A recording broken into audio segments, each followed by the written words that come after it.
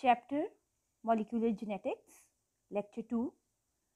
Our today's lecture is about the genes. Okay. Gene. Our DNA molecule may carry many genes along its length. Genes are the basic unit of inheritance in a living organism.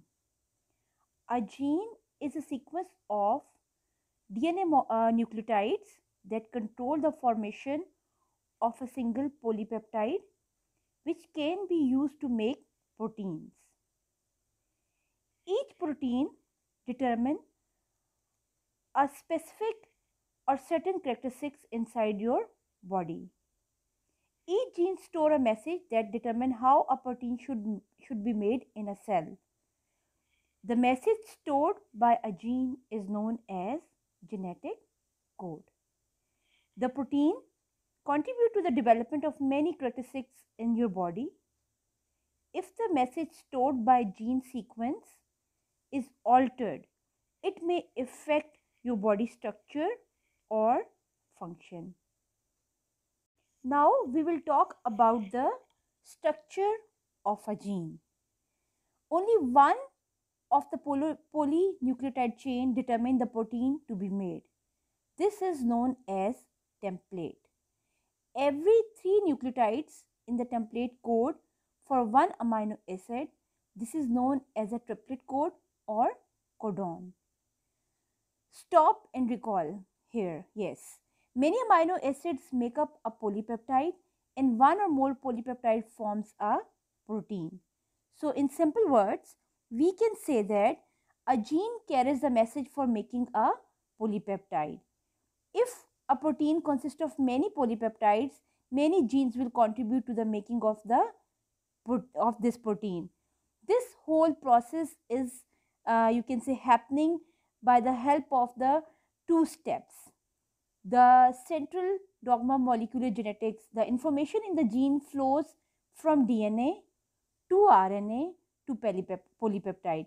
This is a sequence that the information in the genes flows from the DNA to RNA, RNA to the polypeptide. The DNA on your 23 pairs of the chromosome is the blueprint for your life, while the over 10,000 different proteins in your cell determine the traits and the functions which should be appear within the coming organisms, means that is being transferred from the parents to the offsprings.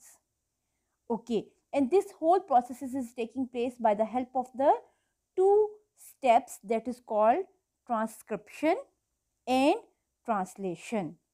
Now we will talk in detail about the steps which are taking place in the transcription and the translation. First, the term is the transcription, the synthesis of RNA under the direction of the DNA. It's called transcription. Second one is the translation, the process through which the nucleotide sequence on the messenger RNA is translated into the amino acid sequence of a polypeptide. So we can say that polypeptides are made through a 2-step process.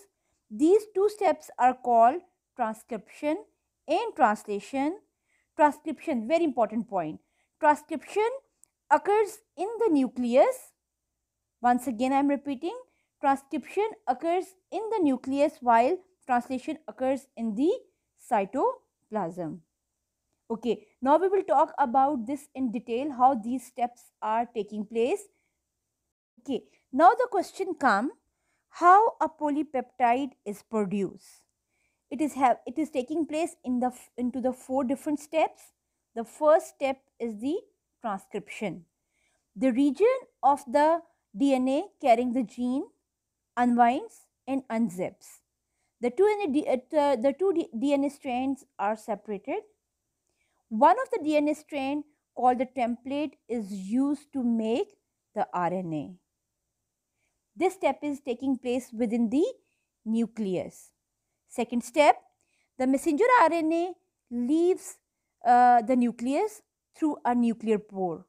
Now, the messenger RNA enters into the cytoplasm. In the third step, the messenger RNA attach to a ribosome. Ribosome is supposed for the protein synthesis. And then in the last step, that is a translation, the ribosome translate the message in the messenger RNA into a sequence of the amino acid joined together to form a polypeptide. As the ribosome moves along the messenger RNA, the polypeptide get longer as more amino acids are joined together to peptide bond. At the end of the messenger RNA strand, the ribosomes detach from the messenger RNA and polypeptide is released, and this whole step is taking place as a four-step process of the transcription and the translation. The order of the amino acid in a polypeptide molecule depend on the other order of the codon on the messenger RNA. The order of the codon on the messenger RNA is copied from the complementary DNA template in the nucleus. In other words, the order of the base in the DNA nucleotide forms the genetic code for the formation of a protein. Now, first we will differentiate between the DNA and the RNA. Yes, the first difference, DNA stands for deoxyribonucleic acid, while the RNA stands for the ribonucleic acid. The bases that are present in the DNA are adenine, thymine, guanine, cytosine, while the bases which are present in the RNA are the adenine, uracil at the place of the thymine, guanine and cytosine. It is you can say a double strand molecule while it is a single strand molecule. The permanent molecule in the nucleus is present, while this is present as a temporary molecule made only when needed. Then the ratio of the AT and GC is 1:1, while there is no fixed ratio between the molecules in the RNA. Now we are having one activity.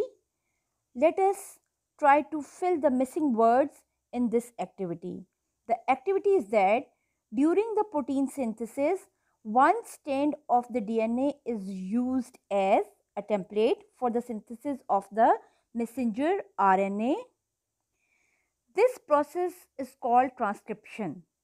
The messenger RNA moves from the nucleus to the cytoplasm where it is attached itself to a ribosome for the process of translation. During this process, ribosomes move along the messenger RNA. In this way, amino acids are linked to form a polypeptide. So I guess it become effective for you all. Now yes, we about control of genes.